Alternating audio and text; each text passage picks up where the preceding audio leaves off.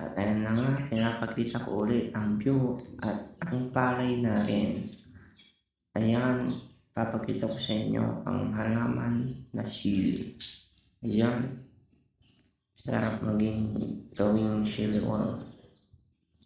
At ayan, papakita ko ulit ang sisiyo na 45 days. Yung iba dyan, 20 days and 17 days. Yan, binuksan ko na nga. Bali yan, 8 na piraso ay 20 days and 7 na piraso if 17 days. Ayan, tingnan nyo kung gaano sila kalaki at kataba. Yan, tingnan nyo. Ayan na nga. Sinarado ko uli. Maglalagay kasi ako ng tubig nila. At papakita ko ulit sa inyo ito. Yan nyo kung gaano sila kalaki nung unang video.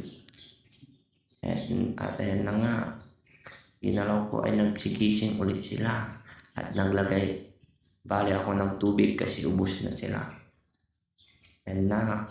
Inugasan ko para fresh ang water from Water Riverside.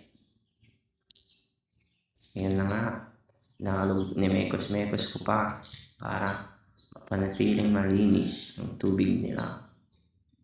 Yan na nga, nilalagyan ko na ang maliit. Mali dapat isang araw, isang linis lang yan. Kahit mekos-mekosin nyo lang. At yan, nilalagyan ko na ng malaki. Ganyan naman, malapit na mapuno. Yan, at yun, nahulog pa sa maling tao. Aray ko, pakat. Bali yan, hugasan ulit natin yan. Sa labas lang pala. Ayan, tignan nyo. Lalagay ko na sa kanilang, ay sasarado ko pa. Yan, sasarado ko pa pala guys. Yan, hinigpit ko para sure na hindi matatapon. Kahit nawala tayo, ay alam mong nakatakip na maigi. At ayan, sinunod ko na yung malaki. Ayan na nga guys, tingnan nyo. Ganyan lang po maglagay ng tubig. Ayan na nga, nilalagay ko na para sila. Bali nga yung malaki, dyan yung malaki. Nakaubad pa ang kupa, kala mo naman kung malaki yung katawan.